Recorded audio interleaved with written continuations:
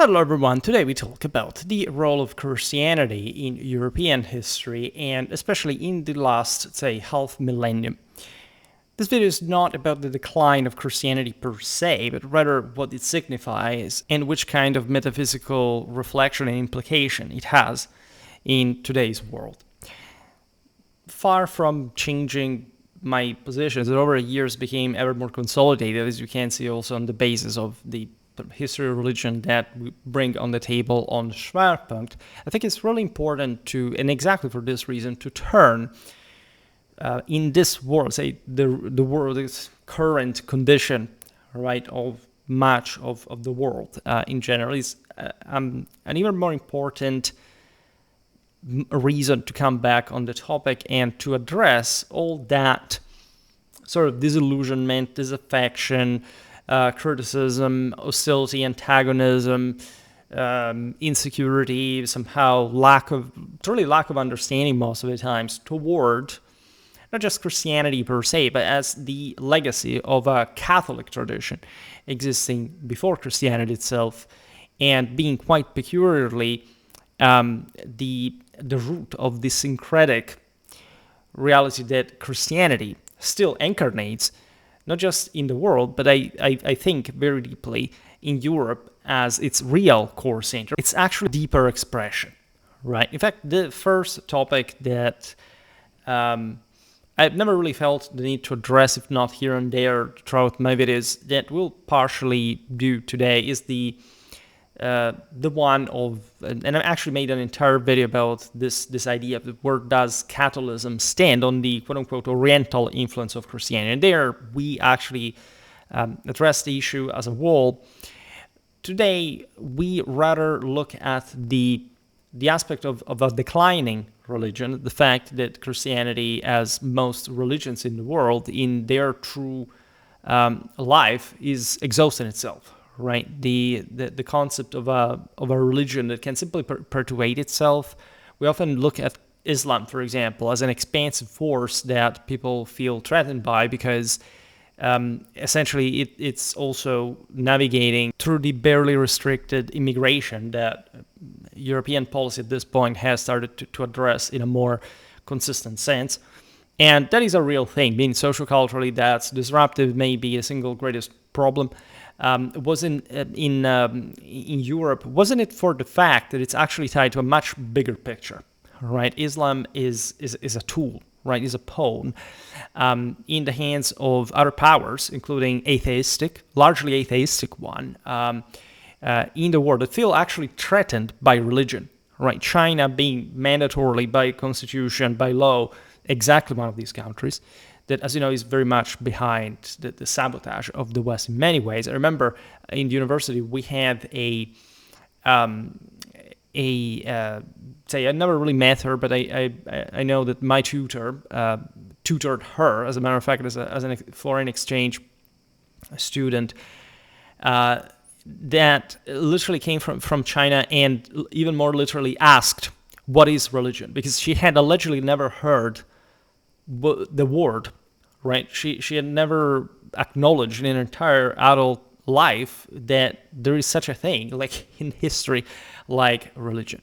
This is very interesting because when you use and a very important indicator of the sort of paper tiger that these rivals of the West really are, that if you're so hysterically threatened, like phobically threatened by religion, like the Chinese People's Party is, the point of launching a religion at another religion, given that religion is your sort of garlic, sort of where you're a vampire in this sense, which is not really far from reality for that matter, those damn communist bloodsuckers, you do not sort of send in something that threatens to literally take over everything and that you think that has actually the numbers to dismantle what is at the moment the actually greatest enemy of yours. Think about this. We never really talk about China more than much on Schwerpunkt. And again, I overall discussed history of religion. Also, I talk about the Cold War. I talked about communism as well. I talk about Bolshevism, but very often as a sidebar, something like something that I presume every person that follows me actually knows, right? This, for many people, is probably going to be an inflammatory video, but it's never really meant to be, right? On Schwerpunkt, whenever we talk about these topics, it's just like the most obvious fundamental for every single information that you hear on this topic, not as an ideological bias, but literally as the entire foundation of everything that we know about the history of mankind and beyond. And I understand that we live in a world in which the average person is not particularly bright, let's put it in this way, nor particularly cultured, let's put it also in this other. I never really thought that I was stating this from, let's say, an absolute position that I would deem to be particularly high and mighty, right? I just very often look at the world and say, damn, it really sucks, meaning that the bare minimum is often not met, right? So I think this statement is very important because social media are constantly monitored by foreign intelligence, right? Also by our own, for that matter, as it should be, right? The clash between so-called quote-unquote liberalism and quote-unquote authoritarianism, one can debate on the terminology, that if we talk about liberal in a proper etymological sense, actually would, as well as authority, would be the other way around. Like it's strange how, as conservatives, as traditionalists more than else, we sort of loathe the term liberalism. Any ism is bad. Like here we really look up to tradition with capital T, not much a traditionalism, which unfortunately, in fact, also in the social media landscape where you can access everything, is very much producing practically whatever they think they're doing under the name of traditionalism is basically anti-traditionalism. But the very root of libertas actually fits pretty well what is an Imperial Catholic traditional foundation of European identity, right, from several millennia. Auctoritas does not fit well with the concept of authoritarianism, right? These countries do not have the auctoritas latinly meant, that is meant to literally be a level of power that does not feel threatened and does not feel challenged, but simply is, simply expands, simply dominates per se, right? When you look at these obscure forces, in fact, lurking into the shadows, you realize that, of course, the prerogative, let's say, of inferior cultures is always feeling hysterically threatened by their own existence. That's why, for example, the problem also of immigration is cavalcated by, I'm completely sharing the vision of the far right on, but not in the means of solution, right, that are not even properly outlined. I mean, you want to carry out a massive change. Well, what are you actually doing? Like, are you even remotely succeeding? Are you actually bringing on the table something that is not just four testators clashing against four testators? Do you have any dignified people among you? All right, because that's not tradition, right, in case you don't.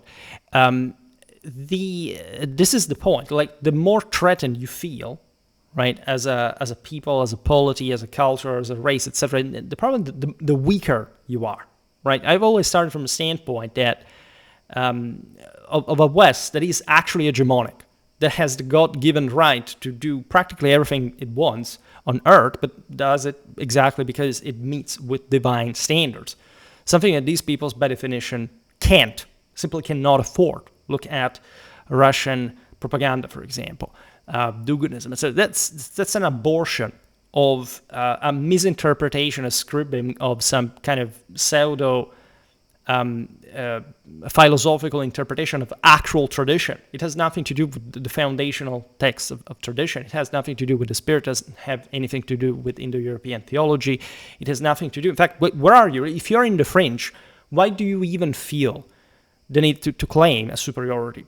Where is the superiority? Nobody claims a superiority that is not manifest, right? At least, right? And if you are in a fringe position, I understand that you feel like a lesser being, but the question is not, in fact, what we should hear from you. The question is what you could do even to change this, which you actually are. You're just complaining, basically, about the fact that the West is imperially endowed, and that you can't practically move it from anywhere. And this is also the very interesting aspect of the story. I would not really like to touch on those topics because I know that exactly this channel is not for lesser people, right? The point is not exactly for my followers to know perfectly well what this is all about. The point is to answer the questions of those people who feel a level of uncertainty, like saying, well, isn't the landscape changing too fast fundamentally? Like, isn't, for example, the decline of religion itself something that, is sort of, in the West, we think as the West hegemonic indeed. And it is. So basically all what matters is the West. Like nobody cares about, say, Russia, right? One of the single most anti-traditional cultures in the world, with staggering and radical levels of atheism, of abortion, of communism, of feminism, of poverty, of illnesses, of slavery. Actual 6% of Russian populations live in slavery, illiteracy, absolutely subcultural underdevelopment, right? There is not even a doubt about what is meaningfully coming outside a country as Russia nowadays. Like, just cannon fodder that is frankly quite pleasing to see being ingurgitated en masse by Mother Earth, which is probably also disgusted by such waste, right? As if, by the way, living 10 years less than a Westerner wasn't already enough, right, to set some quality standard there. The point, aside from all of this, is that, and today we will not too much talk about this or that. As I was saying before, I really can't bring myself to even consider seriously certain attempts at, say, pseudo-traditionalism at that point that could be easily debunked, dismantled. These things eventually collapse by themselves. If you wonder why I don't engage so much in any kind of broader feud or whatever, I actually thought at sort of, say, facilitating the spread of these ideas. If I wanted the channel to go viral, right, believe me, I do have a pretty sound idea of how to do this. Like, I could easily start doing it, and I've been lately toying with the idea. All right, and at the same point, this always underscores the aforementioned idea. So the question is, are you actually bothered with what is happening? Why? Because you feel frustrated, right? This video is not about all these topics, in fact. It just ends up being aligned with the general mindset that a proper traditionalist should have in order to correct the general flaws that, of course, a mortal experience always has, right? The big question here is truly the decline of Christianity. And this is a serious problem in the sense that, not much because it is Christianity per se, which is a religion that has its own eschatology, it has its own means of sort of dealing with the end time and with the fourth age and so on, right? If anything, we will talk more about this. We never really even read much the Bible on Schwerpunkt per se, but there is all a theology, obviously deeply entwined also, as we see in our sort of traditional history videos, with a specific set, in fact, of universal, broader ideas, right? And it's not like there aren't differences. These differences are perhaps even more meaningful than people tend to see them like, but they are in as much as they reconnect to a single great point, right? And so as it is actually completely normal, as prophesied, that things will go worse before they go better, and this is true in eternal. Bear in mind what this practically means. If we have any question, and I see people have really many of them, on the role, the meaning, the purpose of Christianity, was it only from the external, right? I never even told you that, I don't know, I'm a Christian or I go to church. I never really expressed any of this thing. I never really made Christian proselytism on the channel, right? One thing is objectivizing historical, metaphysical, and broader spiritual issue. Another thing is doing the matter on your own. I never really told you what to do, right? I've already establish that you belong to a higher dimension already, for different reasons that I'm not going to digress on to specify better, so where the boundaries really lay, especially connected with Schwerpunkt, right? But this is exactly the point. There is an explanation that you can give of all these events by essentially going on with your own business and not really caring very much, not much about what is happening in the world. Actually, this picture tells you exactly what to do quite actively in the world, which is actually a Christian purpose, right? Christianity is naturally, and this would be sufficient alone to make it understand why people must learn about it to begin with. The single most misinterpreted ideology in the world that I can think. I will barely be addressing the matter also of, again, so we are returning to some kind of pagan, heathen, whatever, Indo-European pristine ideology. So first of all, why do you think that after 2,000 years of Christianity, exactly in the moment in which Christianity evaporates, the moral standards are literally collapsing, right? And some of you will answer, well, because there is a morality that is a sort of Jewish psyop. That this is basically the novel idea that actually, if you really want to answer this, the question you have to pose is really simple. Are you immortal?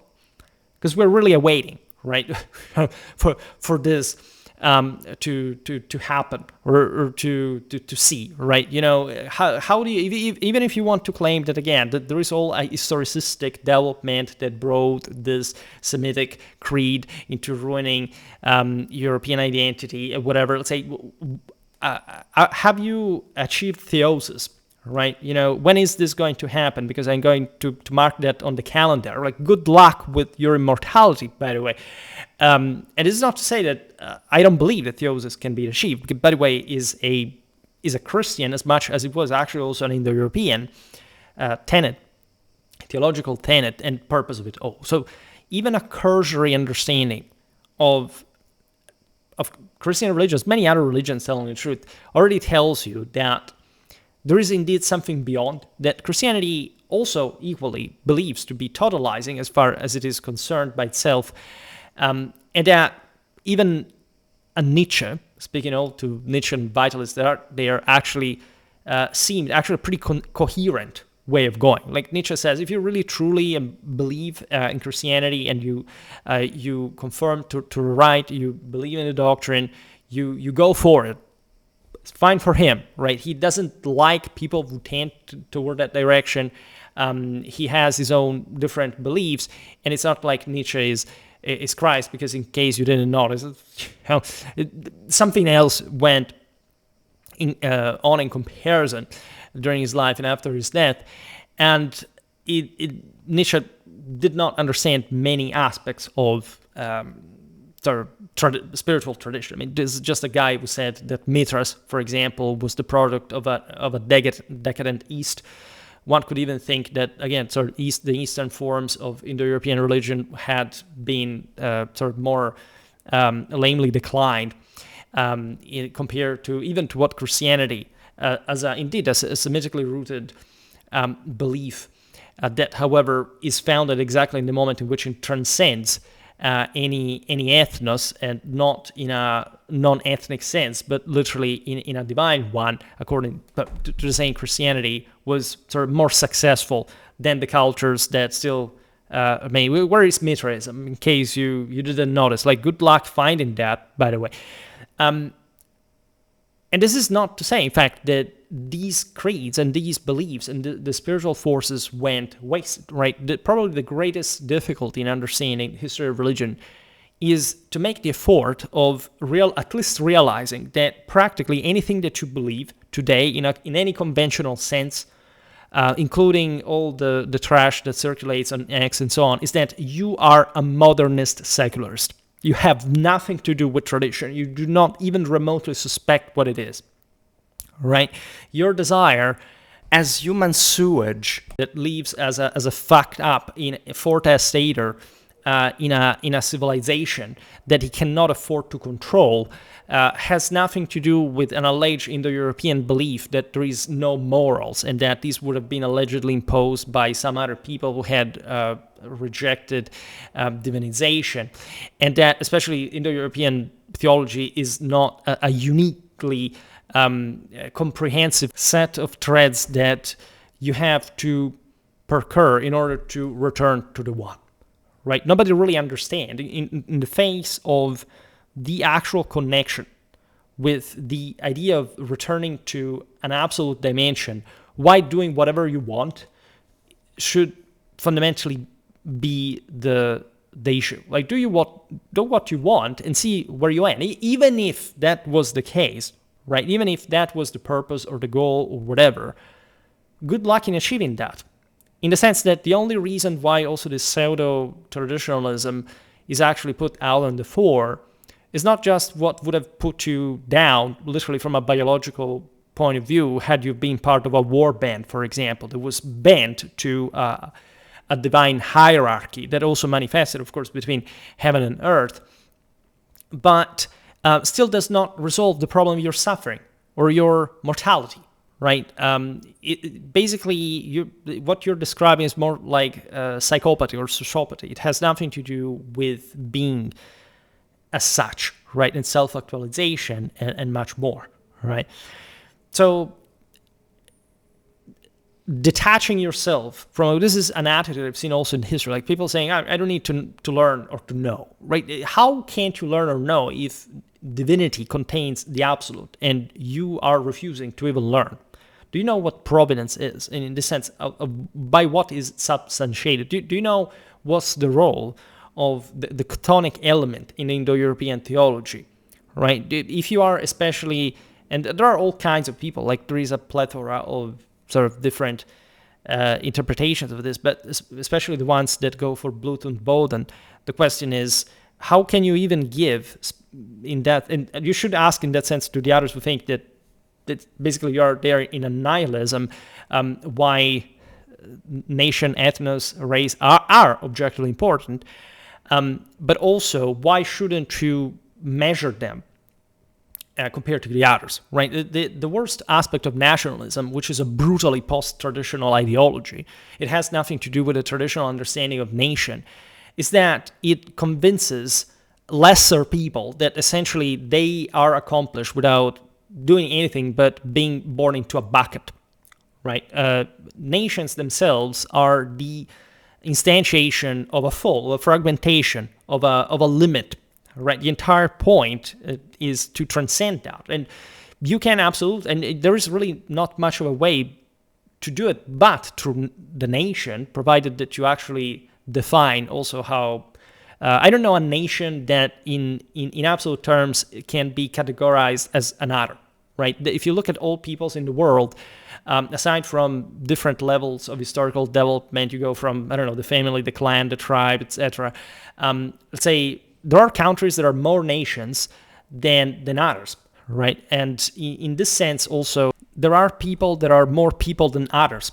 All right, and this is also the same point. I know that foretestators are obsessed with zoological materialism, right? You know, you can be better, worse, generically speaking. You're apparently still suffering and dying, right? So that's the root problem of it all.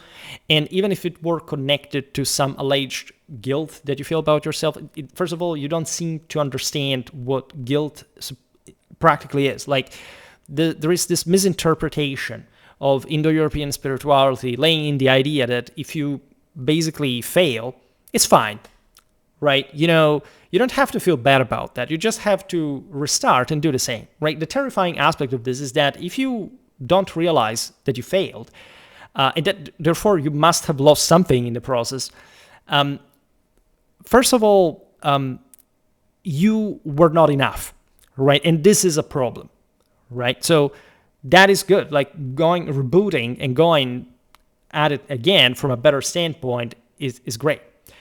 But the question also in that sense is that evidently whatever you did wrong is your fault. I mean, the fault is not a stigma that some Bronze Age Hebrew from a shepherd taught you to impose on yourself. If you fail, you have an ingrained fault. Like if you die, if you suffer, you are mortal. You're not divine. And the only reason why that is the case is that you're actively sinning. Right? In the European theology, there is not any trace whatsoever of something like a state of mind that you can simply break out free from because you're not guilty of yourself. Right? This is completely alien to any traditional spirituality, to any traditional theology. It simply does not exist. It's something that in the 1930s, people who got exterminated in the millions after having blipped up the entire picture, what they could actually want, thought that their own actual self-imposed guilt, like the idea that there was somebody that they were scared as blip because apparently was more important than fighting successfully Bolshevism, co-opting the populations of Eastern Europe against the Soviet Union, etc., and that they got destroyed by just to make an Holocaust, essentially showing pretty concretely what was the limit of their culture, of their identity, of their humanity, and that I think that exactly was substantiated in their ideology into war and victory as the only purpose of it all. Right. So when you look back at history, before trying to claim things that you just heard of because you have a phone and you don't have first world primary schooling, perhaps maybe you want to go somewhere, open a book, starting to read or something because this is the third worldization of the world. Like we see it under our own eyes, that the emergence of these ideas is not connected with Christianity. Christianity for 2 millennia maintained a rigid hierarchy of Imperial Catholic traditional character, right? And surprise, surprise, in the moment in which neurocognitive, biological, genetic standards are collapsing in any meaningful sense, also epigenetically because of the kind of lifestyle that would conduct, you have, surprise, surprise, lesser people without money, without good genes, without intelligence, without power, whatever, coming up with these ideas, right? Don't you think that maybe, and I say maybe, there is something to it, right? We all know what happens at the moment of collapse of civilization. I don't think we are on the verge of a real collapse of civilization. I think we are somewhere closer to what happened in the later Middle Ages, with probably also less complications than we think. But you can easily see how your Christian grandfather was a psychophysically tougher and more sort of primitively coherent, traditional being, right, than you are, right? The same thing, the thing escalates the more you go back in time. So first of all, good luck looking at 2,000 years of Christian history in which the West took over the entire globe, quite literally, and practically any culture in the world that exists today is fundamentally Western in outlook, because whatever its foundations were heavily and radically Westernized, including, in fact, the much worse, let's say, all the faults of the West being exponentially living there in some disastrous fashion compared to our still, in fact, much more rigidly virile, authoritative, and patriarchal world that is still the case of the West. Otherwise, there could not be a West to begin with. And I think that we should go a bit for some deep rethinking of what the role of Christianity in and of itself is. Today's video is supposed to deal exactly with this fact, with the fact that Christianity has been on the decline, as any belief is actually meant, according to tradition, to constantly be on the decline, and what this practically means on the basis of the cultural, historical, philosophical steps of the last 100 years, and how people fundamentally still hinge on this sort of single elements to convince themselves to give up, right, on the notion that this is just how it's going somewhere else, which is in and of itself a deeply anti-traditional idea, right? This could be any other religion would have accomplished this, right? This is absolutely, you can project it also on other religions. I mean, Islam today is definitely not lived in the way it was lived 100, 200 years ago, right? And this is completely normal in the bigger scheme of things. Like if this world is just an hologram of divinity, it is not pure being as such, and this whole thing is what it is because of the fall and the continuous fall, the continued becoming toward the solution, literally, in the fourth age, to which we belong already, by the way. It's obvious that you can't even begin to claim that unless a divine manifestation reemerges, as it's supposed also, for example, according to Christian eschatology, to reemerge in the end time, and we don't know exactly what that means either. It's not really entirely codified in Christian terms, meaning that, yes, this is supposed to happen through Christ, etc., but then why theosis? Then why Christomimesis? And the more I dig in Christian theology, the more I realize practically how even is this not a traditional perspective from, say, from a random observation standpoint. It really speaks to the entire purpose that any traditional spirituality had always in mind. It's literally the only topic, right? We treat today religions as some sort of sects of people that want to convince themselves that if they stick to a set of wishful thinking, they're not going to die, right? Wishful thinking obviously measure on the fact that they're incapable to do so, right? If you can't even recover an idea of authority, of necessity, of a hierarchy, right? If you understand what kind of authority, as we said before, like today people say authority, oh my God, religion is going to be representative. It means, I don't know, National Socialism, something. This is the very proof of how, and national, not meaning that National Socialism was Christian in principle, as you very well know. I mean, truly, the idea of religion itself, right? This is what we're talking about, right? And I've had recently especially, lots of different inputs from different people, and I'm starting to realize what I always suspected all along. It's admittedly difficult to grasp until you sort of make the effort to understand how other people think, namely how more traditionally primitively wired Europeans, and in particular Western Europeans, really still are, right, as far as the idea of imperium wielding is concerned, right? And it is also the entire point of the Imperial Catholic Tradition. I'm not going to repeat the meme, do you know what Catholic actually means? Because again, if you're not aware that Catholicism in this sense pre-exists Christianity and flows into Christianity as tradition, I don't think that there can be also any broader cumulative opinion. Like we have here at a point where people still debate, I don't know, the difference between Catholics or Protestants, the type of churches and what they look like. I don't know. Here in the United States, we have ugly churches, but they're inside, they're, full of initiative, whatever. Instead, they go to Europe, it's the cathedral, and also because they think just about Britain, where the Anglican Church literally does not exist anymore. And so there are so many misconceptions that just people at this point they're so hungry for any kind of point of reference. They don't even want probably to know whether they have any validity or not. That's the level of disorientation, the level of panic, the level of complete alienation from being, right? That can't but eventually lead to some sort of self-sabotaging attitude. This is the actual point, right? The point is that the crawling forces, right, are just crawling forces. Like that, you are not threatened by them unless you crawl. You start crawling yourself, right? This is the entire point of it all. And the way, again, by instinct, this is some sort of blood memory.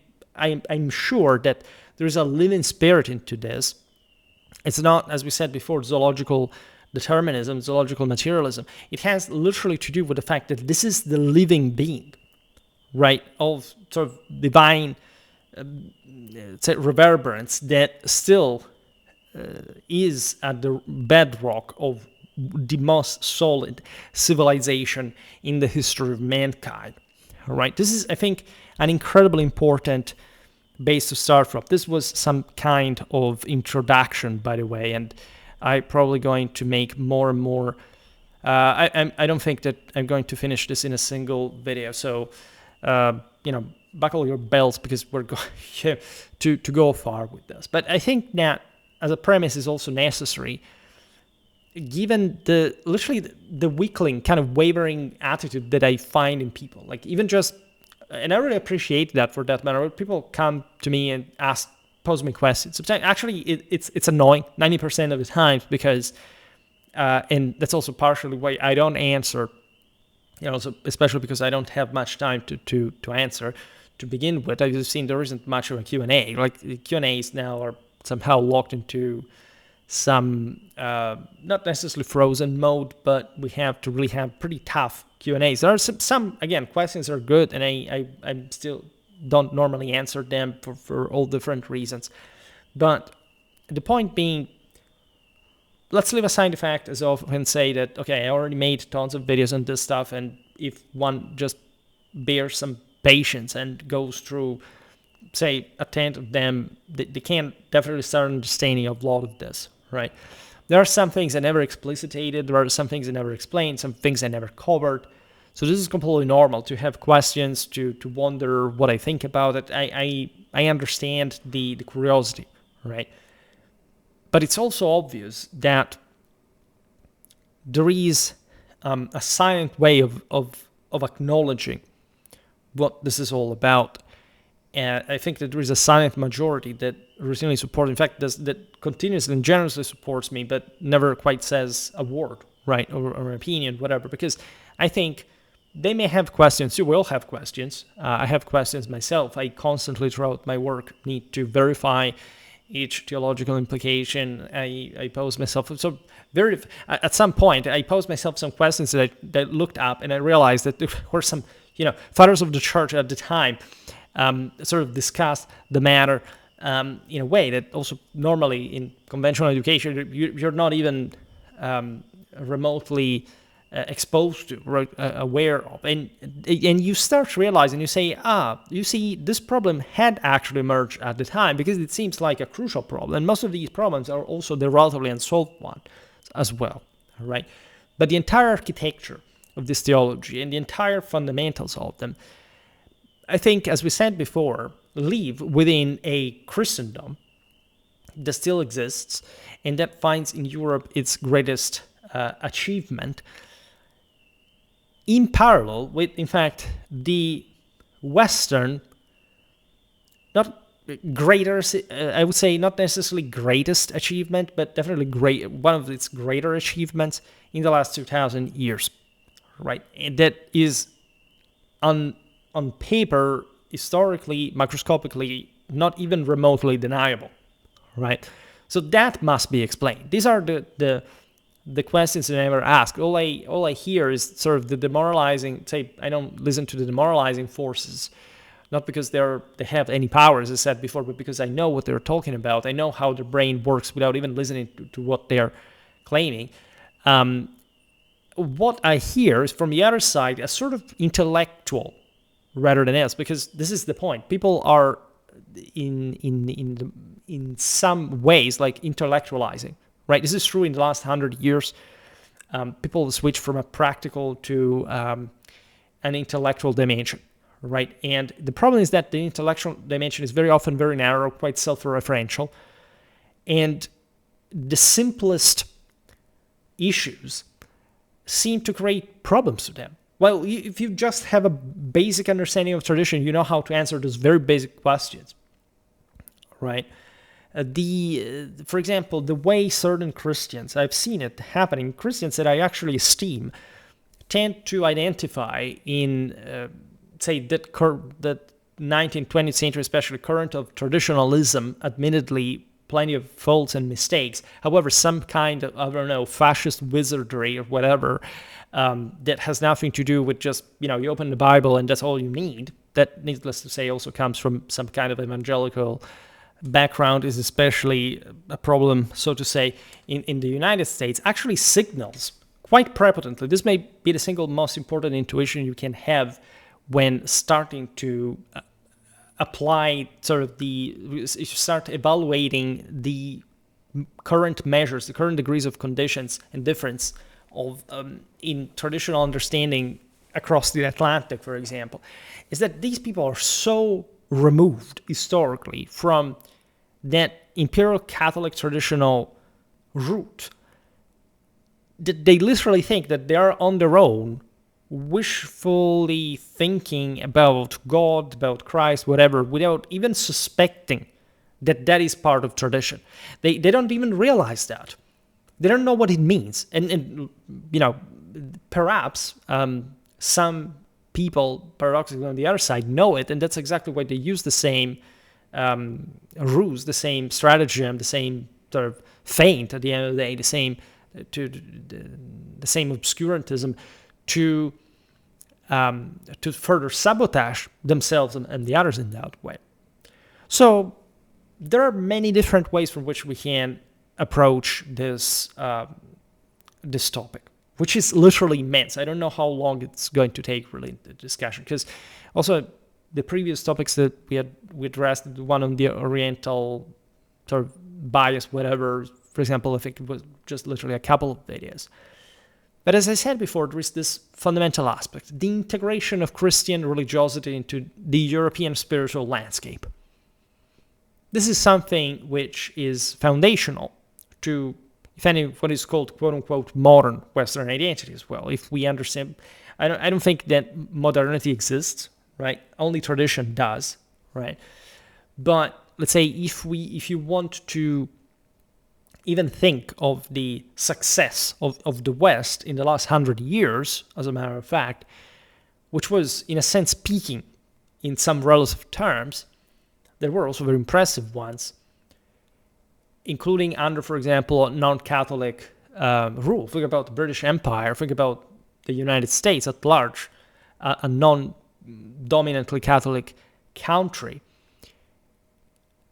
is the product effect of a success that is part of what we consider as quote-unquote modernity. In fact, the very weird thing is that the narrow critical window that sort of anti-traditionalists, even when wearing the costume of traditionalists, do, is fundamentally feeling hysterically threatened by the fact that it's somebody that rules the world, which is something very strange, given that everybody knows, by the way, in Indo-European theology, that any single power comes from God, right? There are incredibly clear Gnostic traits in phobia towards power and authority.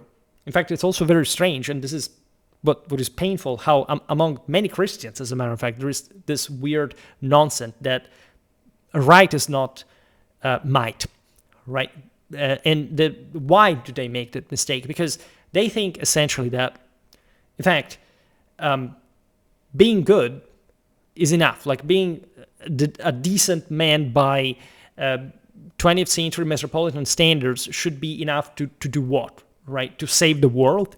Good luck with that, right? Also, people could simply say, well, okay, but, if it's right and might, how do you explain things like, I don't know, what happened during World War II? Or even after that, for that matter, meaning, first, if you look at the Holocaust, if you look at the Soviet Union, whatever, the point is that also the absence of power enables those who have a capacity to step up. Like, as long as there is life, there is power, all right? So any living form exercises some level of power. Now, the point is, where is, the West is dominant, obviously enough, and World War II was also, like, you can't consider, of course, even National Socialism emerging from what essentially the West had become in many ways. And it could have not gone that far had there not been some traditional background. In a German society, for example, was deeply Christian as well. And I'm sure, the neo-Nazis listening to this will think, well, that's exactly why Germany lost the war in their view. The point is that, evidently, if you fail, as we explained before, first of all, you were wrong. Right? And secondly, even those powers that somehow manage, for example, to overtake a great part of that, had in themselves, if you look at the Soviet Union, one can't but remain appalled. First of all, there is a quantitative dimension about that, right? There is no doubt that the quality is not something emerging from the Soviet Union, but there is also in there a repressed Christianity that communists are phobic of, and that managed to further brainwash like the local populations to thinking it's bad, right? If you go across post-socialist Europe at large, the prevalent or sort of very common, probably the commonest idea about people that are atheistic, they're pro-abortion, they have communistic sympathies. This is extremely out there, right? Especially as far as I know, among women, it's incredibly strong. The other thing is the church is evil, right? Maybe I don't know. Socialism was actually bad, but maybe sometimes it's not bad as dreadful capitalism. But let's say, the church definitely evil. Like they actually, and they don't obviously. They don't even know what the church is, not even was historically. Let's not even pretend that we can discuss culture or history or basic education with people that were forcibly removed, surgically removed by totalitarian regimes. That was the entire purpose. I mean, what do you think China is like? Why do you think that girl asked what God is, what religion is? Because she literally never heard of that. That's how China is, right? Admittedly, there are Christians in China as well. And so there's never a capacity to fully control somebody's mind, which is yet the other sort of problem that people think. Like if you're so scared for somebody controlling your mind, it means that you're mentally very weak, right? That's the most straightforward conclusion that anybody can draw. I don't know about you, but how or why, how can anybody control your mind? There is no actual mean to do so. Right, unless you engage into it, there is no way. There's not like you make a mistake. This is also the interesting part about sin. And people say, no, there is no sin because they try to exculpate. This is typical Gnosticism. This is dualistic Manichaeism. It's somebody else's fault, right? You're the victim. The evil guys are the other ones. Well, in reality, those are actually the superior civilization, and you're just, eating your own liver because you're an underdeveloped, inferior culture. And you have to disculpate yourself because you want to make that sort of meme with the mask that smiles, right? Because you perfectly are crying out loud because you perfectly know who you are. You actually know better than anybody else. And that's why you're so freaking paranoid about that. This is what, in a nutshell, again, the entire sort of Soviet nostalgia, for example, is about, right? Not just literally not knowing anything about any of the comparative history of that, right? These people normally freak out when they realize that that normally, actually, in the West, we know their history hundreds of times better than anything they will ever come close to in their own lifetime.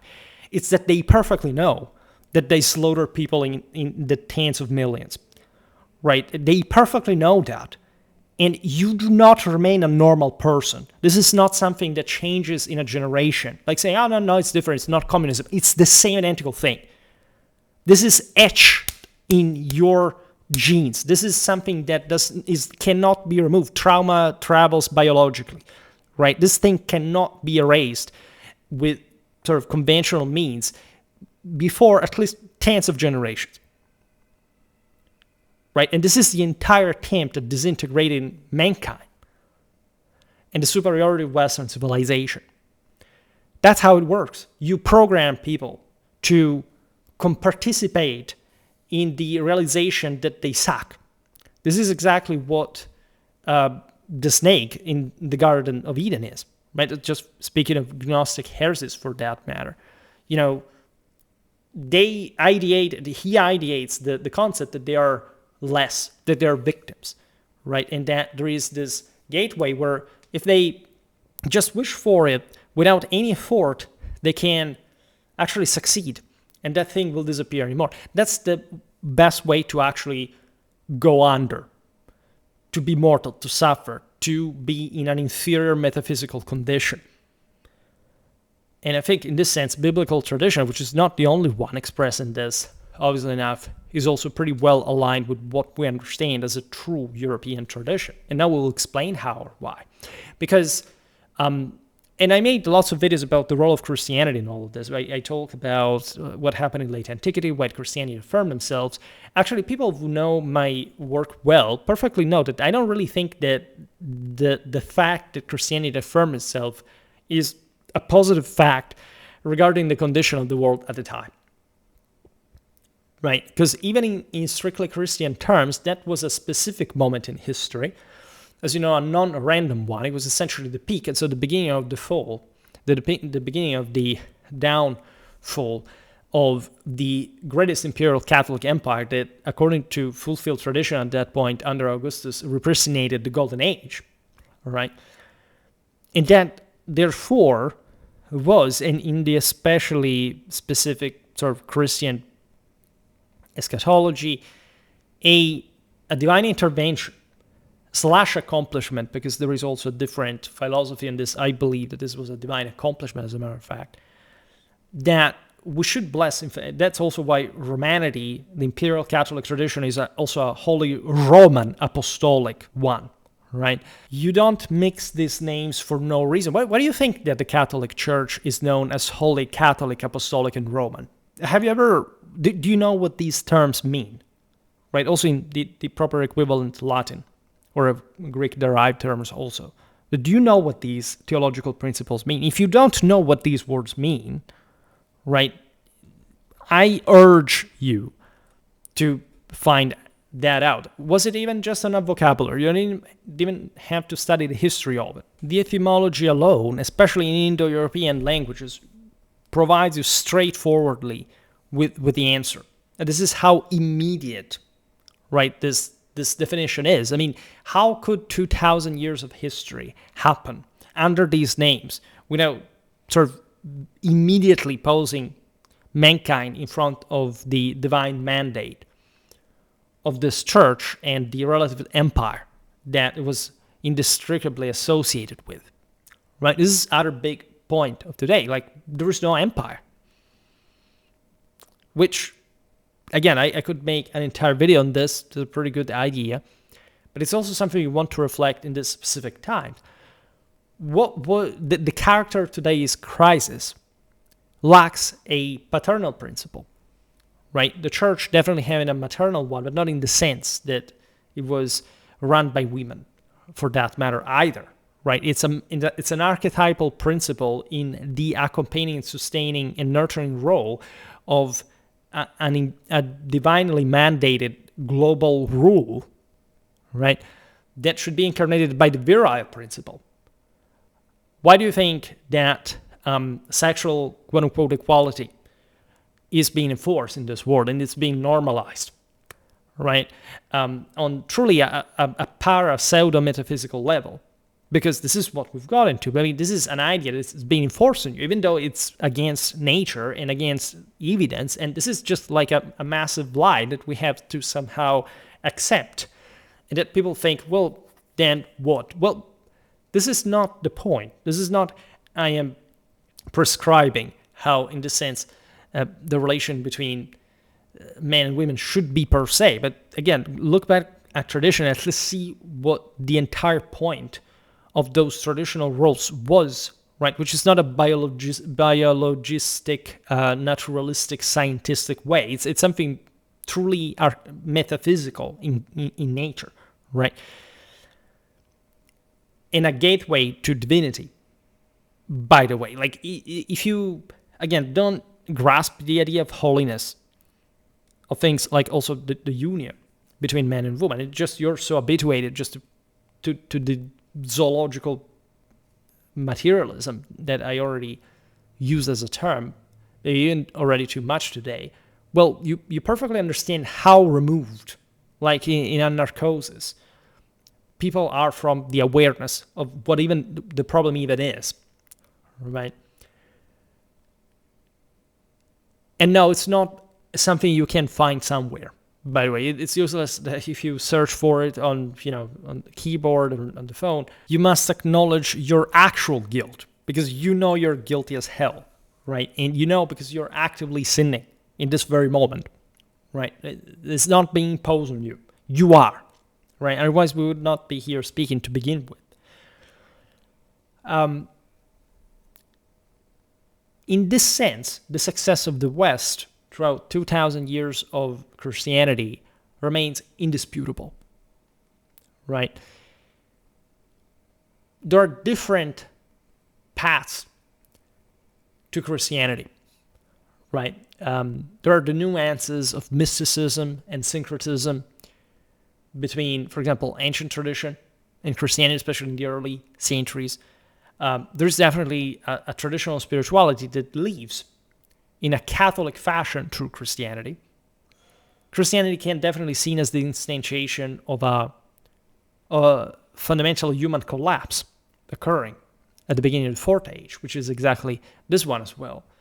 And so, while some people see it as a palliative care, Christianity itself basically announces that the light will not go off, right? There is a pretty good sense, right, especially in the prologue of the Gospel of John, that the battle is ongoing, that the same identical concept of the Asgard, right, being assaulted by in the hour of the wolf, so to say, is an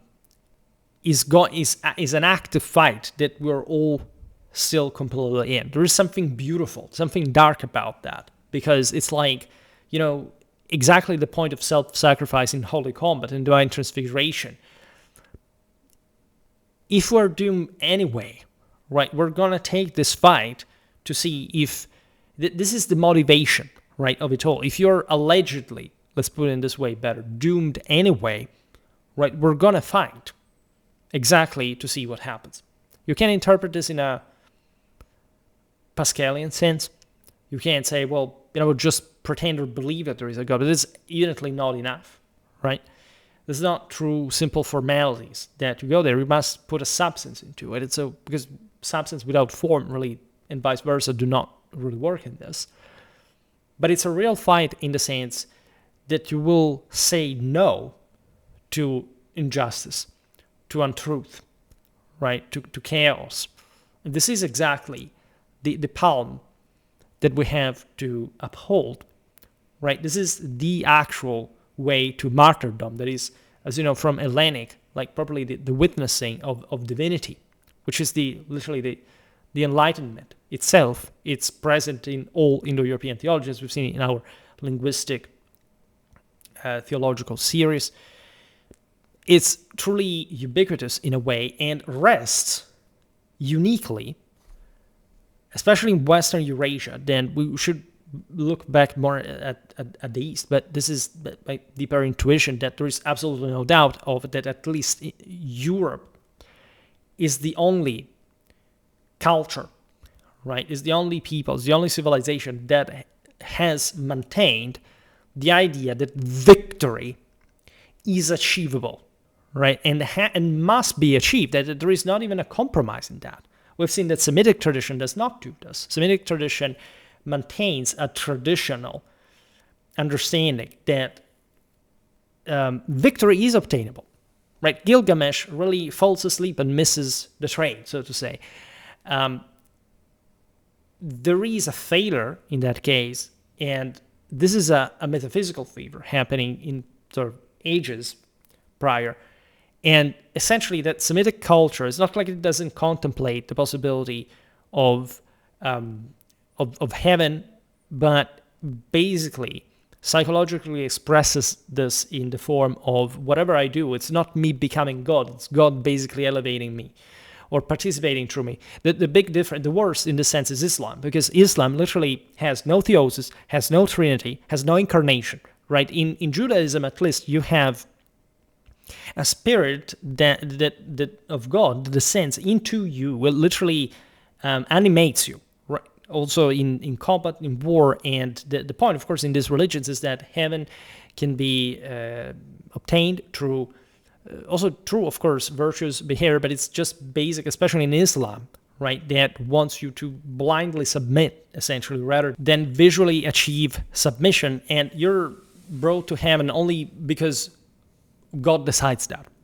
which is also oddly distant from the notion that it just takes to die in holy combat and you'll be saved by God.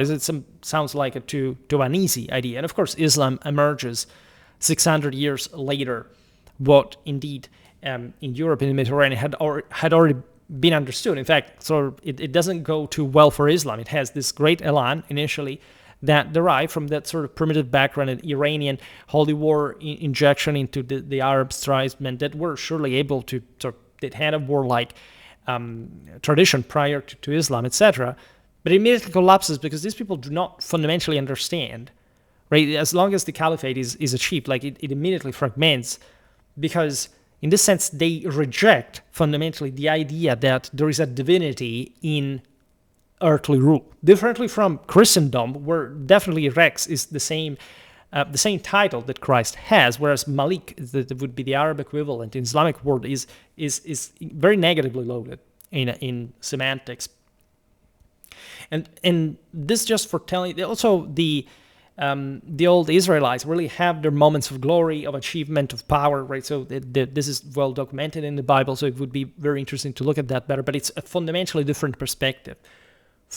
In fact, and this is where Christianity comes into play, because people are ignorant and obviously do not know this difference between Christianity and Judaism. That is fundamentally because it underpins its entire theology. It's the most important thing. Divinity incarnated, right? Some Christians argue, because I presume, as I said before, that they're not very familiar with tradition. This goes only one way, meaning that God has sent himself basically to show us what essentially that this was just a sacrifice, and that he self-sacrificed himself, or that obviously this is not the actual meaning of it. Christ, this is an observation was made also in the comments. Christ is always divine in Christianity. This is correct, but it is always divine in a providential sense, because everything is true in eternity, right? Because that would be God to begin with, right? So it's obvious that the achievement of divinity, this is true also in other cults, right? If you look at, again, we mentioned Mithras before, it's fundamentally the same, but you are God in a time or place that is not our time or our place, if you know what I mean. And the point of Christ's human nature is that this human nature manages to fully transfigure into divinity, right? Because according to Christianity, this human nature is still fully contained at the right of the Father, but it is also fully transfigured. What does this mean, if not that it has become divine itself? It means that humanity, in the sense, is obviously contained in the plenitude of God. It couldn't be otherwise. The only point is that there is no distinction, differently from the netherworld, from the lower nature, where these distinctions do matter. And Christ truly has to win death in order to divinize and show how theosis is done. So obviously this is together with incarnation, together with, in the sense, the full expression of the Trinity, that is a deeply Indo-European idea as well, but is so well expressed in Christianity in a sort of way that through the scripture, through literacy and sort of the Bible, the biblical tradition, is better documented in a historical literary sense, is the same identical one we find in the Indo-European tradition. In other words, right, if you look at Indo-European theology and Christianity, you have the same magic triad: Trinity, Theosis, Incarnation. They all have them, and no other religion has them, right? I can't stress this enough, right? There are other, in the East, it's all vaguer. It's not like the concept is not present, but it's lost in this swirling, enormous systems like India or China that suggest some sort of deeper, respectively, or more naturalistically, hypertrophically tonic, or somehow crystallized, heavenly, they're mirroring, if not stagnant, reality. Europe, in this sense, is dynamism. And what best proof of this was, indeed, Europe before Christianity, but also Europe during Christianity. And people could say, oh, well, but, the fact that now Christianity is on the decline, which is, again, true, as we explained, in a deeper spiritual sense for any other religion at this point in history. And it's not like as Christianity, we understand mostly white Europeans, right? If we look already at other worlds, so to say, other continents, other cultures. Of course, Christianity is well alive in many ways. Of course, it's derailing in many ways. But the point is, if Christianity at this point, a religion as a whole is dissolving, the question is why is it supposed to be happening in the same moment in which the West seems to be stagnating, right? This is very interesting because it shows that Christianity is not all one with the West to the point of, say, Christianity ends, the West suddenly collapses, right? This is true as far as also the accomplishment of the pre-Christian civilizations of Europe are concerned. This at the same time does not eliminate the centrality of Christianity in as much as the role of the divine and the message of Christianity for the world entire, considering what sort of is understood at that point, and in 2,000 years, Christian or not Christian, nobody has become God. Again, right? So you can look at Augustus in the same exact reign under which Christ was born. You can't see it from the Christian, respectively non-Christian and Christian perspective. None of that ever happened again, right? So whatever Christianity is that we can appreciate, it is definitely speaking to us from a very specific era standpoint that is also fully in line. You could explain how Christian theology is fully in line with the pre-Christian theology, not just within the Bible for that matter. Again, the parallelisms in a universal sense are so striking that I have abandoned any doubt that there is something overly distinctive about these things. It's just a degree on the same spectrum that matters. And as I was saying, it's speaking of a human condition that at this point in history may scale down further. This may well be also the end of the world, right? This has always been thought in a millenaristic sense as well, so this is not trying to devolve. But one really wonders about this because we are already in the fourth age, and this era, as I was saying, we're all prophesied, like we were meant to decline and for sort of, say, Satan to rule the world in the sense that the world has to empty itself and collapse, basically, as opposed to be agnostic, anti-Christ as a literal earthly power, right? In this sense, hell looks more like a non-place, like the one of a nuclear holocaust, than any terrible ruler that was imposed his own rule, as a matter of fact. And this is also very interesting as far as the implications of the limits of earthly power are concerned. But I think the deeper point is that Christianity preserved, for a very long time, a theological core that is not just overlapping with the same metaphysical architecture of in the Indo-European theology itself. By degrees it's different because, of course, Indo-European theology was much more warlike, right? Christianity is indeed more adulterated, right? It's meeker in the appearance, but it is specifically structured to be because it shows, look, that exterior power that you evaluate may be the greatest power, but there is even a greater power. Why do you think that all our churches, all our cathedrals, right now, our skylines are actually about? It's to signal that there is a power so great that no other earthly one can take, right? And this does not mean that the unearthly one is opposite to the divine. On the contrary, it's the other way around. It's not to say, okay, there shouldn't be an earthly power, because this is how many neo-pagans interpret this, that basically all the values that would bring would be conducive to an imperial domination. And by the way, it's very strange because neo-pagans mostly are just provincialists. They have not the palest idea of what the Imperial Catholic Tradition is, right? But they feel threatened by the quote-unquote globalists. I was also deemed to be a globalist because apparently to them having a universal tradition means to be a globalist. This gives you an idea of the fierce underdevelopment of these people's intellectual background, among many other things. But it's truly, this is exactly the problem. The fact that if there's something satanic about this all, is exactly the blindness, the incapacity to read the most basic. This is not any particularly advanced knowledge. This is literally the ABC of Imperial Catholic Tradition in the European tradition, right?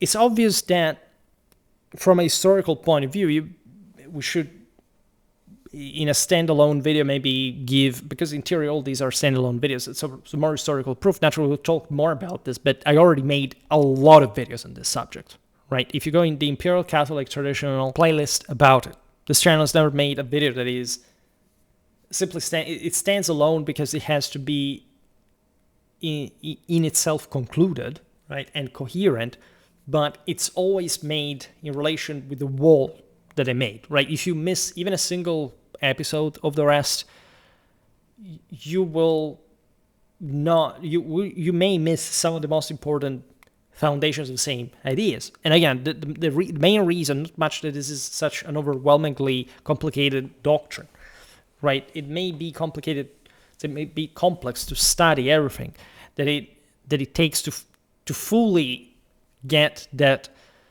eureka moment, right? But in this sense, it's much simpler than it is. That literally gives you the dimension of what sin is, right? It's your own willingness to remain blind. It is a very close experience to Kant's answer to the question, what is enlightenment, right? It's a blindness that you're self-imposing, right? And I'm shocked by the overall ignorance in all this, and the overall cowardice in not speaking for this. Because you see, the point is this, like, if there is this massive crisis, right, aside from the decline of Christianity per se, that can definitely be seen, as we said here, in parallel with stagnation of the West, the question is, like, we know what this is about. Like, we know everything about it. We went through many other times in history, and in many more serious ways, because if there's been a decline in general, we passed through the decline of the most important things, the more trivial ones, later. And not that in this sense Christianity is trivial in the sense that it doesn't matter, right? But it's trivial in the sense that the humanity it's addressing is of a deteriorator kind, right? And that needs a very specific pathway to salvation that, however, is always placed by God in the hands of mankind itself. Otherwise, you wouldn't understand the meaning of Christianity itself. Like, so we trace very different sort of theological pictures here already. The role of Christ as an actual winning man, right? It obtains divinity, which is literally what sort of many other religions. Religions are something different from spirituality per se, right? Religions are also what eventually, like in this case, the church becomes, and how, in this sense, people must be restrained. Like, it's what we see today, what we're lamenting is that people do not have form. So they are a shapeless mass that is increasingly similar to animals as opposed to divine mirroring beings, right? And therefore, religion is the precondition also for a redemption, right? You cow people into something that can't make them better. You give them a discipline. That's why you need an authority, as a matter of fact. And the lack of authority in this world, in a higher, holy, refined sense, is quite disturbing, right? You can always see this at different levels. For example, I've always supported Trump in international policy, regardless of the obvious limits of earthly action. This does not mean that, first of all, we can't both search for something better. Okay, well, there's a bad example in the sense that in the United States, you know that Trump will be remembered as one of the actual presidents because alternatives are quickly sort of derailing into an abyss. Like, if somebody thought that Trump was inadequate or whatever, or vulgar, whatever they think it was, just look at what is coming. This is an attitude, for example, like this idea to aggress always at the same at the instant you receive a notification about news that you don't even have confirmed through primary sources or whatever, is truly the measure of how millimetric the horizon, the historical horizon of people really is, right? You do support who goes in the right direction, while you try to heighten the state, to heighten power itself, and to achieve what you need to achieve for the good cause. That's the same reason why also in the church you don't really question the authority. You question the official person, never the office, right? This is a deep understanding. Most people completely lack this, also because they completely lack fatherhood, right? We're living, again, in a world without virility, in a world without paternal authority, in a world without male discipline. That's form. That's the Godfather heavenly rule, all right? No wonder, right? We live in a world without an emperor, right? And lesser people think that you're a globalist because you want an Imperial Catholic traditional ruler, right? But lesser people are always going to be lesser people, right? In any case, Christendom, and this is what you really want to appreciate in historical depth, functioned as an ecumenic sphere bound not only by faith, but by a code of conduct marked by a unique blend of gentleness and firmness that distinguish the Christian as a European from the barbarian. This is an incredibly and radically deep concept, right? Because when you look also at the alleged counterposition between, let's say, Europe within itself, when there was, say, a Roman Empire and later a Christian Empire, you have allegedly these, steppe ancestry barbarians and so cool. What actually happened is that the greatest, again, empire in the world collapsed, and everybody got it worse. The barbarians, the Romans, and people living outside of the post-Roman world. Romanity kept existing. The Roman Empire did so, but conventionally what we call the Western Roman Empire, that's the other hallucination. The empire never ended, historically and theologically. This is not an opinion. This is how they saw it at the time. Right? If you're still one of those people who bury their head under the sand and think that the whole Roman Empire was not a Roman Empire, this is not just you're failing any meaningful history exam, but you literally have no idea of what those people believed at the time and why, especially. What actually happened is that people living outside of what the center of civilization had it much worse, right? Say the entire northern Eastern Europe hadn't any better after the Roman Empire fell. It actually was much worse for them, and actually, in relative terms, of course, who lived in Western Europe, in Mediterranean, had it way better than them.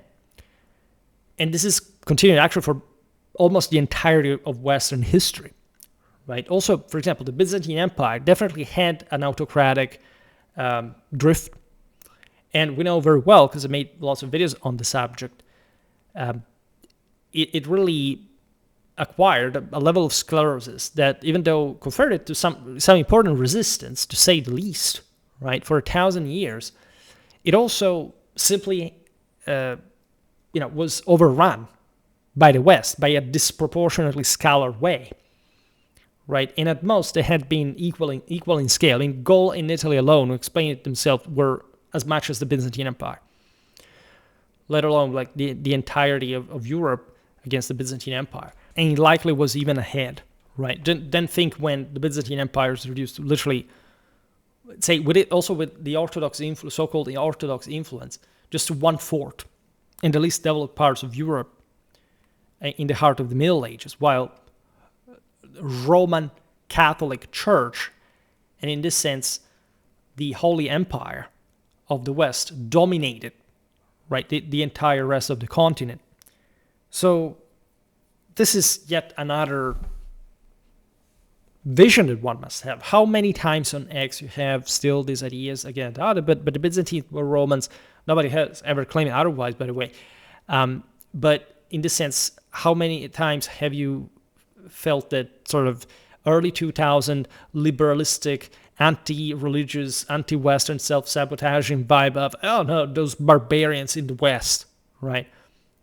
He's not saying looking at some sort of village in Scandinavia. This is literally looking, again, at Gaul, at Italy, what had been the core of fundamentally the Western Roman Empire, right? There are very staunch divides in Europe still today based on that, right? And frankly, in fact, the post-Roman eras do not really figure that well at all, right? As a whole, by the way, this is not really much of an opinion, right? Wealth does not lie, right? If you take away Norway and its oil, and the fact this is also a pretty small country in any meaningful communitarian sense, like the question, do you have an idea where the wealth of Europe is disproportionately overly concentrated, right? Look at a map of medieval Europe and see how things worked already at the time, and also before, for that matter. This is typical of the European spirit. There's the idea that there is not much really to aggress or to attack. There isn't much of a need to worry about achievement, of conquest, of beauty. I mean, beauty is a deep moral value, right? The idea that beauty has the right to take over the world in any meaningful sense is divine. Is a divine mandate to begin with. The theological exploration of art is never as significant as in Europe, right? The necessity of sort of understanding without commenting much, right? Just telling what it is without any further but to seize what you're seeing, right, as you're foreseeing that in a providential sense, is of divine nature. This is all what Europe mastered during Christendom. There isn't much of a doubt about this, as it had already mastered it before. Indeed, without a Europe, not even providentially a Christianity could happen. This is radically exemplified by the centrality of Rome in Christendom, right? The establishment of the Church of Rome is what defines Christianity. Saint Peter and Saint Paul, right? Whatever the idea of the sublimation of a Jerusalem, it's a metaphorical, archetypal concept of the heavenly citadel, so to say, of the Olympus, of the Asgard, right, of the capital, the literal capital of Rome. I hope you know what the Ara Coeli really is. The stairway to heaven, right? There is a meaning in Rome that is not even remotely altered in Christendom, and what Christendom unavoidably came to embrace for the end time, right? I would like really to stress this aspect. The center of Christianity is Rome. It's not Jerusalem. Jerusalem is the starting point, and not even actually Bethlehem, which means the nourishment of the house, nourishment of God, basically, is. It's that provincial dimension. It gets, however, sublimated as a starting point of a specific establishment in the very center of the world, which is divinity itself, which is the divine. That's what it metaphysically means. So, I would like to stress again that Christian Europe, throughout its entire history, never posed itself the problem of, in fact, the origin of Christianity from a Jewish background, right? First of all, because theologically it's not a problem, but to all those who seem obsessed with this, the question is, first of all, do you know how Jews were handled in Christianity? And I don't mean it in a sense like they were, of course, like segregated, discriminated against, but also preserved and also defended from the external. So showing you that there is definitely a double element, a double thread that is necessary at a level of heavenly and, in fact, earthly operation and work. But in this, do you really think, right, that an imbecile with an iPhone in 2026 knows better than 2,000 years of European men mastering the world and self-sacrificing holy combat, right? With a psychophysical essence that these generations cannot even dream to even remotely reapproach, that again, this person knows how it actually was. Right? Do you think that a person today knows better than a 13th century knight or a 6th century warrior that who died in Christ, right? A Clovis, right? A Louis IX, a Frederick II of Hohenstaufen. Do you think that we can't call people today's people? I mean, this is a very extremely serious question, right? So before talking about Christianity, why don't you really look at the mirror, first of all, and tell me what you actually see, right? And how well you spent your being in your quote-unquote life. I'm being very generous here. Now, much could be said about this process. Again, I dedicated myself in the last years, in particular, at the crucial passage of the paradigm shift, as it's also being called in the passage from an ecumenic empire that was ruled by a monarch or a princeps, if you prefer, that condensated all warrior and religious power and the necessity for mankind, in fact, to transition toward an ecumenic empire that is the same empire would like to stress. This is not changed. The Romanity of the empire continues. This is also very basic in sort of history books. It's not really an interpretation. Ruled by a split warrior and religious power, namely the empire and the papacy, right? The papacy in particular, I would like to stress, because we've seen what sort of end Byzantine autocracy did, right? This is a bit a closer experiment to what Islam tried to do, a half ground, so to say. The attempt was always the same, essentially returning to a divine standard. Islam does not have a priesthood, basically. The imams themselves are something very different. But this, in fact, capacity to hold an ecumenic power on the basis of Muslim premises turns it to the hyper-fragmentation, not just of the earthly rule, but of its religious sects. Islam has a much greater diversity and heterogeneity within itself in a very established. Think about the school of thought of the Sharia law, or the various of the Shia and Sunni are just like the surface separation. There are so many other groups of interpretations of this. Christianity does not have this, right? Europe maintained always the understanding, even after the Reformation, that essentially the point around which spirituality was to gravitate was always the same. If you look at Protestantism, it's basically this gradual detachment of the individual from the possibility that properly divinity can be achieved, which is definitely present in Catholicism, is present in theosis.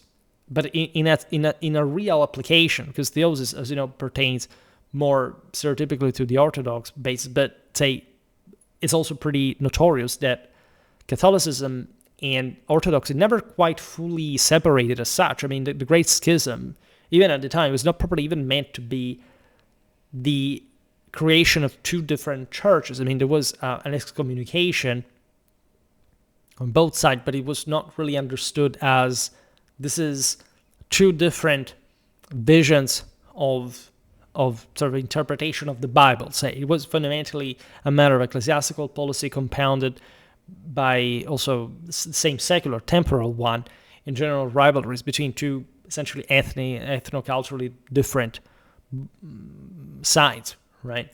Islam is very different, right? Islam rushes to the next new leader that can provide this ephemeral sense of retribution or loot or reward, whatever, and that is always in the moment, right? Some forever war that, however, seems to be indeed too temporarily chased, as opposed to a Christianity is much more inherently compact and coherent in an ecclesiastical sense.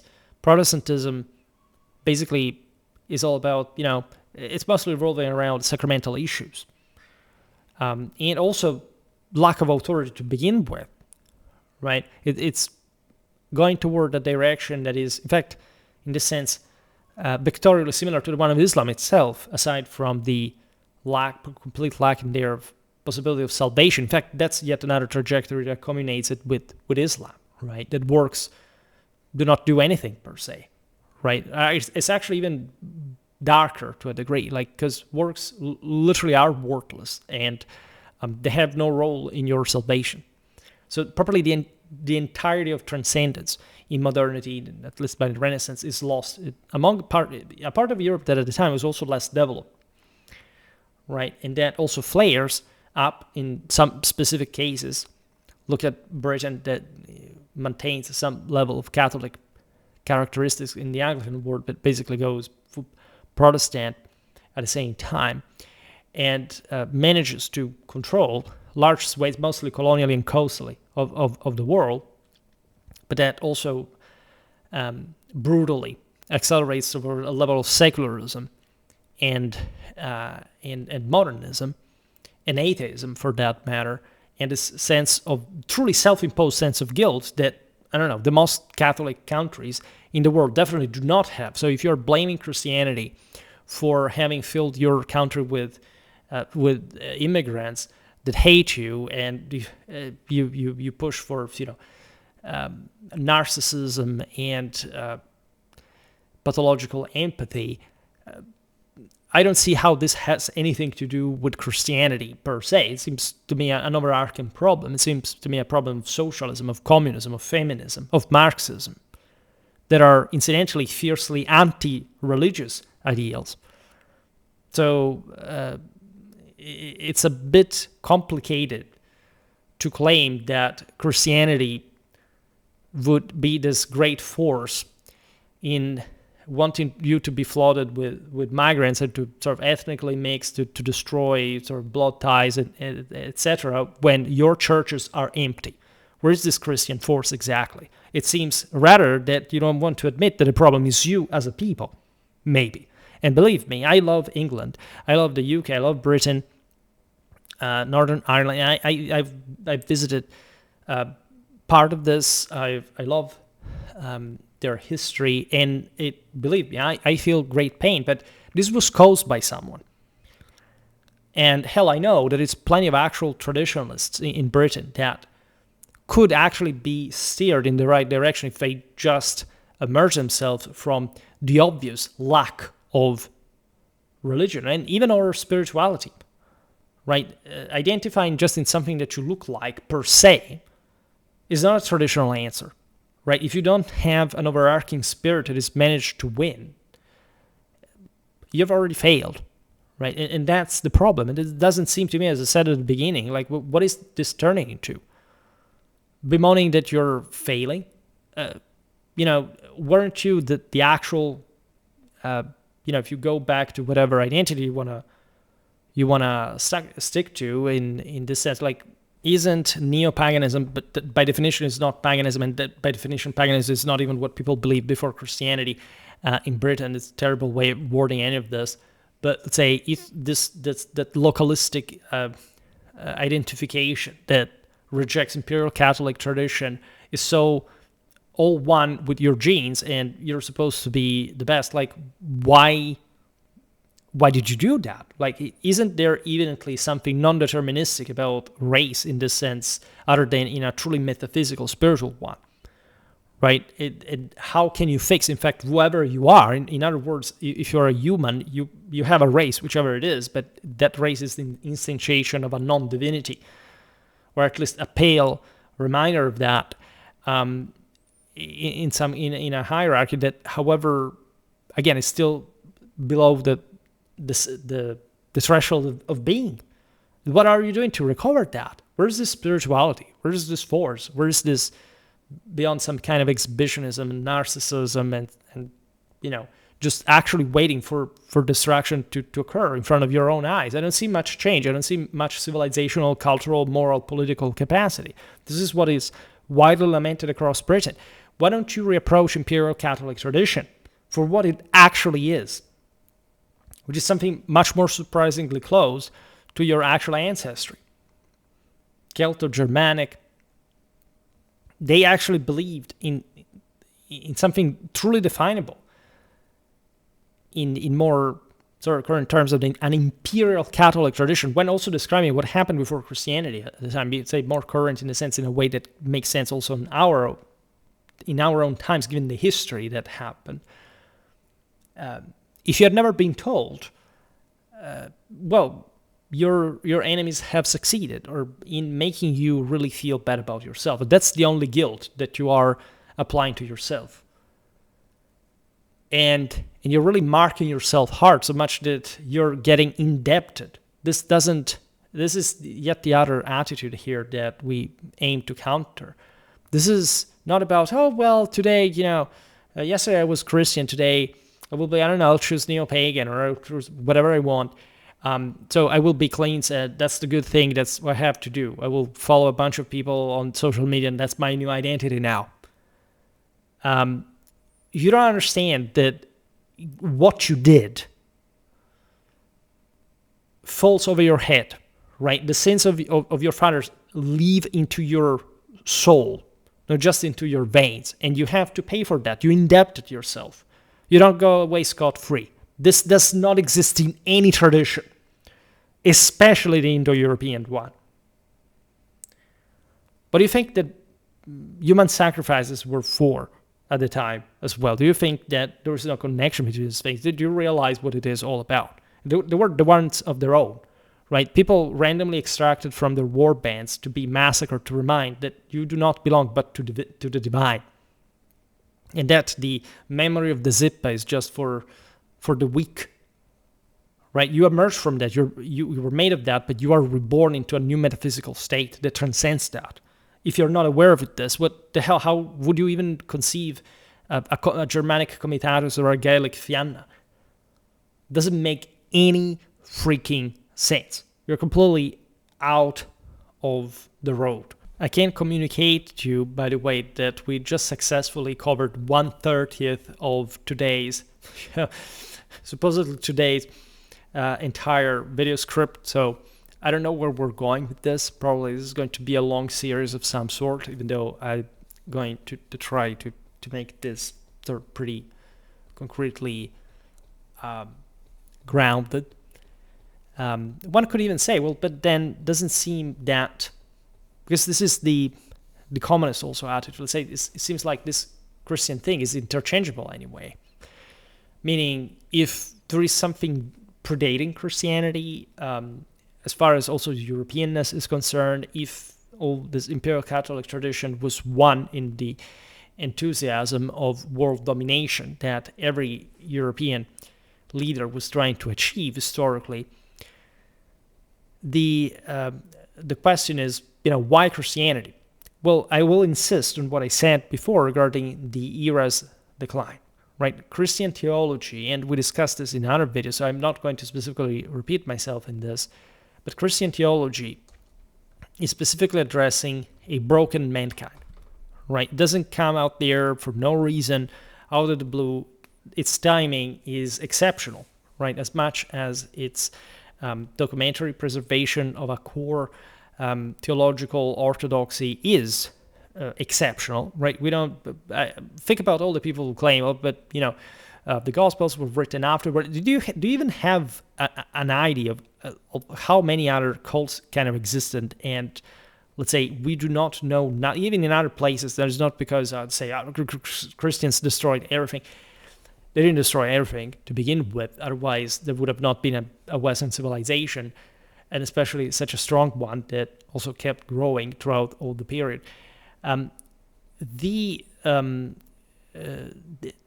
point being that it's extremely rare to have such an overly and early documented, coherent doctrine this early on. And especially also one that addresses the literal possibility of winning over death through the expression that even the most humble can successfully do so, right? There's nothing deterministic about it. Also, the relation with secular authorities is quite important. Secular authorities are not dismissed, are not denied, right? If Christ had not wanted to care about the empire, it would have been just a hippie said, okay, I don't care, man, about the empire.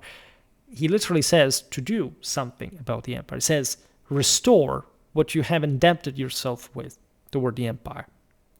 And remember, there is a divine to which you owe as well. This does not mean that the empire is evil, right? This entails the mistake that people make in considering the earthly dimension all that counts, forgetting the heavenly standard. Everything must be measured in function of God. So the empire as well, which is not in influence. And that, again, I would like to stress, in Christian Europe, sanctifies the king, sanctifies the emperor, right? As we said, the Byzantines went a bit too far in having a monarchy that fundamentally wants to lord over the church, so reducing this divine instantiation to something that he can sort of keep under its heel.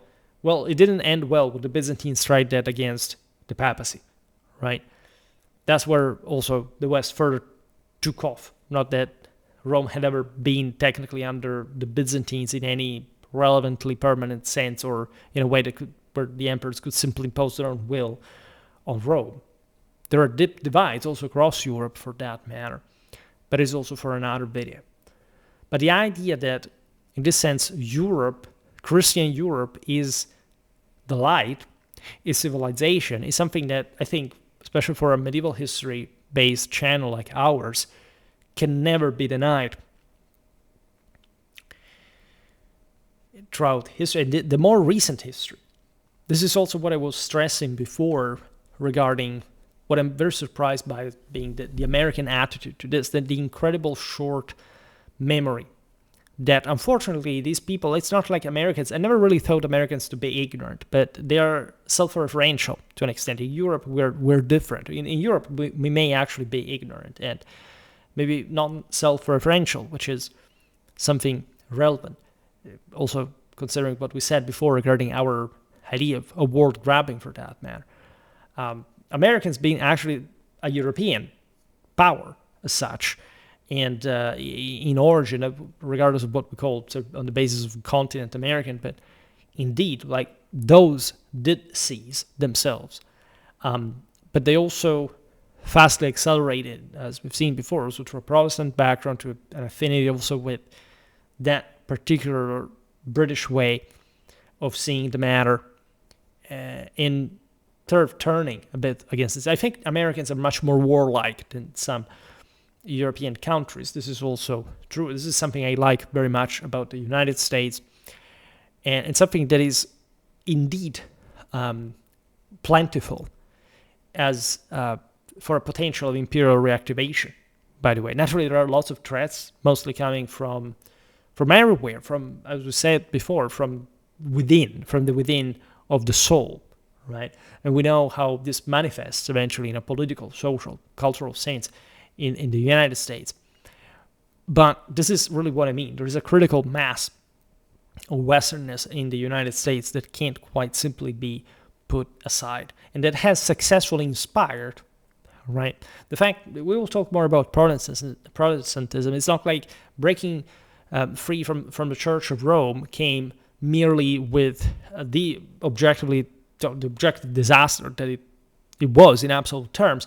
There were in relative terms certain capacities. For example, spiritual self-reliance that sort of shipwrecked, obviously, what is ever more needed by Americans in a sense, the acquisition, the realization that is being disguised, by the way, as sort of siding, in fact, with some form of authoritarianism, of an actual authority, of an imperial Catholic authority that definitely does not look like China or Russia. It's something completely else. And that's where I say, especially to evangelical Christians, do not think, even for an instant, that tradition is incompatible with Christianity. Right? It doesn't make any sense even just to state this phrase. Right? Don't take sola scriptura literally too literally. Right? Be aware of where the Imperial Catholic tradition stems from, where earthly authority and heavenly authority meet. All right, the Catholic Church was not born to oppress people. Right, the medieval emperor was not an accident of history. Where now, because there is quote unquote democracy, whatever that is supposed to mean, the alternative to that is an oppression. Of liberty, all right? That's not the alternative. The fact that I understand that you're proud about your evangelical tradition, but don't remember that pride is a sin, right? Be, if anything, more healthily proud, if you really have to be, about the fact that there's a power that can be harnessed as a divine standard. It's not just, going to church on Sundays and, living in a local community wanting your government to simply leave you alone. There is a virtue to be pursued that manifests in the imperium. If you still fear the equation right and might, what did you even fight World War II for? Like, can't you see what that actually meant? It's not a left or right ideologism on which you can confound ignorant people nowadays. And not people living at the time, as a matter of fact. The idea that beyond Europe, the world is chaos is something that, frankly, I'd say beyond the Western tradition, we can't understand as a European tradition. The world is chaos is something that, frankly, resonates deeply with me.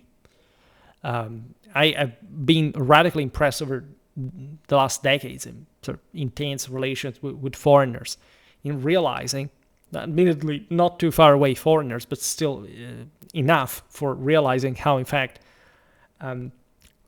close the fringe of the world is from a spiritual, metaphysical, cultural point of view.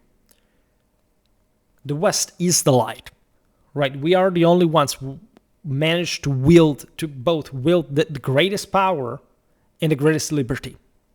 This is what the Imperial Catholic tradition is all about, right? If you behead this power, you will lose that, right? So we haven't beheaded this power, but we have desacralized it. We have somehow been telling each other the story that actually, real civilization started because, we had the steam engine, and then kind of the Enlightenment came, or it was the terrible Catholic Church that didn't want people to read about. There are literal people who think that the deal with the Inquisition or censorship was the Catholic Church not allowing people to read the Bible. I mean, this is how far from any even basic historiographic acknowledgement that is sort of fully consensually provided by international academia is like, this is more wishful thinking. And again, putting your hand in the sand as well, right? The Catholic Church, little note, was by far the single spreader of literacy in the history of mankind. There's not even comparatively any single civilization who spread literacy as far as the Catholic Church did. I mean, Europe got literized, so I don't know how to say this in English, alphabetized, from Rome throughout the Middle Ages. Also a bit earlier, middle with the Roman Empire. But if you have an idea of how actual literacy spread in the other continents which remained largely limited for a very long time just to some core basins, some core lands, as opposed to Europe where it became truly ecumenic, right? You have an idea of what we're talking about. The Catholic Church did that notoriously in the late Middle Ages, before the Protestant Reformation. The Catholic Church was the greatest spreader of literacy and was properly mandating education, for reading the Bible specifically, right? In context where this could not be hijacked in the sense of, let's start preaching heresy as it had happened throughout the Middle Ages. Let's be literate. Let's learn the Bible. Let's understand what is written in that. The single greatest force behind that. Right? Without that, even there would have not been printing press, because there would have not been a civilization that would have had some such high levels of literacy to begin with, like as the Catholic one. For not talking about the fact that the Inquisition was by far the most fair and developed and guarantistic and juridically based, procedurally properly established and honest in that regard tribunal in the entirety of Europe. Right? Everybody knows that the chances of being burned at the stake in the Catholic world were radically, exponentially, magnitudinally lower than anything that happened in especially Protestant countries, where you could literally be burned at the stake from a moment to another. We're not talking about secular tribunals that really did not operate so professionally and so clearly and on the basis of the law and public authority like the Inquisition did. But again, as long as you stick to that nonsense that is not backed by any historical evidence at our disposal, and that all the experts in the field are univocally screaming to us, look, that it was like that, you cannot wield an imperial Catholic power. You will never understand that, right? This is a quite myopic attitude towards Christendom and the power of the West. The divine mandate of the West to rule the world. That definitely happened at the peak of Christian Europe. Even if you mean, say, that colonialism was in a moment in which there was already a Reformation, was also led by, at least in Brighter's example, by a Protestant power. But we're not talking about world domination. Rome dominated the world more than, in a sense, Christianity by some terms. But indeed, like even 13th, 14th century Europe dominated the world in a sense, right? It dominated in a moral fashion, in metaphysical fashion, right? Very few civilizations could even remotely approach the scale of what Europeans did in their economy. For some reason, we constantly we have touched the topic very often. There are literal people that are, in fact, brainwashed by anti-Christian forces, by atheistic forces, by people who have substituted, in fact, materialism or scientific naturalism to actual spirituality, that the Middle Ages were a moment of obscurantism. I mean, nobody tells you, like, the ancient world, the classical world, was a moment of obscurantism. There's literally no difference. Actually, the Middle Ages were an explosion of literacy, was much more widespread than in the ancient world, definitely also in a productive sense.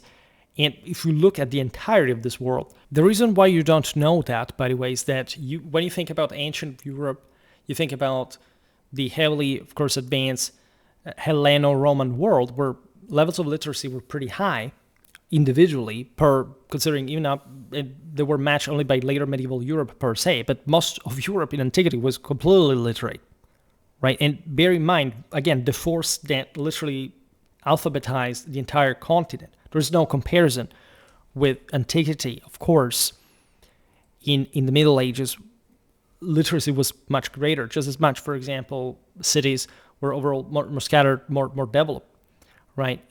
Cities were not so populated in Roman empires that had been before. And again, there were different times. It doesn't make too much sense to compare them, even though they were actually comparable by scale.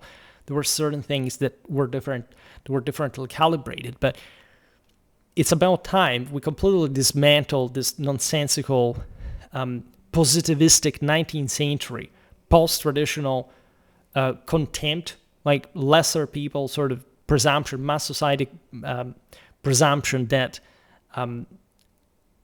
forte staters are normal, right? This is not a thing. Like, if you need to create a fictional reality, a fictional history, filled literally with myths that are completely an evidence, like we know to be completely false, like the most obvious aforementioned narcissism and sabotage of your own same past, other than just also civilization, which is traditionally very serious, is pretty much inside, right? So actually, I would like to stop here for today, because this is like let's note, start from here next time. All right. Because the stuff to discuss is pretty intense, as you understand. And I don't want to come off as too chaotic, more chaotic than what I already am, so to say. Nevertheless, I think that today we touched on pretty important premises that will help people to understand a bit better what's the situation that we're really dealing with. And I think that there is really a pretty substantial way to look at the world for what it is, not for what we would like it to be. So we're going to see this in another video better, and let me check. Well, there is definitely an evergreen base for this. As far as I was saying it at the beginning of the video regarding my expansion to a higher sort of sphere, if you're interested in these ideas, it's obvious that they can circulate in spaces, in environments that would tend to, or at least to listen to them, right? So Schwerpunkt posits himself still as a fundamentally small channel, right? It's becoming relatively medium along the way, but let's say it's very difficult to reach sort of a broader audience. So it's not just about sharing, it's just about considering the weight of these statements, say the specific weight of the statements in the light of today's especially uncertainties. Like, these videos are not meant to obviously terrorize, not to actually spread further doubts. They are, on the contrary, as you heard, essentially based on sort of the best I found in my interpretation of the matter, that actually seems so in my research, based on my research, that seems to be pretty resolving, right? I don't know if you have ever listened to, first of all, whether you're familiar with these ideas or not, but of all the conservative political commentaries of the last 10 years or so, there are many in the United States, different, that's ones I follow myself in many ways, with different characteristics or different standpoints. Very few are sort of bigger ones, but they do have a relevance. How many times have you said, oh, here, I know the answer. I know why this is wrong. I know why this perspective is limiting. I know why this one instead would be the right answer to the situation. It's not, again, wishful thinking. It's literally explaining this to people. So you would be surprised by how many people just will never be connected with these ideas just because they refuse to make a basic effort to just stop and listen to what is being said, right? So on Schwerpunkt, we created this content, as I said before as well, not as standalone videos or some kind of, I don't know, unique pieces with sort of separated theories from the ones. But if you're that we already uploaded, if you're really interested in this stuff, you know how many other videos of this kind you can find on my channel, how they're all explaining, the objective is to fully explain the wall, which is a very complex wall. It's also a changing wall in some ways, and people seem to be mostly put under pressure and seem to be anxious by the rhythms, by the acceleration. But if you have this kind of information, you're not going to be sort of relieved by the general purpose, but you're able to deal with what's coming, whatever it is, once you read the encoded meaning of the great traditional symbol. And this doesn't make things easier, admittedly. That's also part of the reason why people tend to shy away from this. That's how they shy away from spirituality to begin with, because it poses them in front of a specific choice. It poses them in front of a specific responsibility, and that's all what people have given up, and that's the only reason why things go downhill. Right? So here we're not being apologetic. Or this is not trying to say, oh, look, things went bad, but please reconsider. No, this is literally like, this has always been like this. It's just people messing things up, to say the least. Not really, in this sense, being relevant because they do things, but because they don't do things. All right, and this is an inversion of many paradigms I'm aware of, but say once you get on the same tune, once you appreciate the broader meaning, everything turns out to be much easier to deal with. All right. So this was a minimal introduction. Literally, I had an entire script of 4 pages, but I basically used just the first 5 lines to build this video in particular, because again, we'll be continuing with all the rest in another one. For today, however, I stop it here. I just hope that you enjoyed this video. If you did, please share it. Otherwise, leave a like or subscribe to my channel if you're interested in my upcoming content. As always, I thank you heartily for listening to me. I wish you a nice time and see you next time. Bye.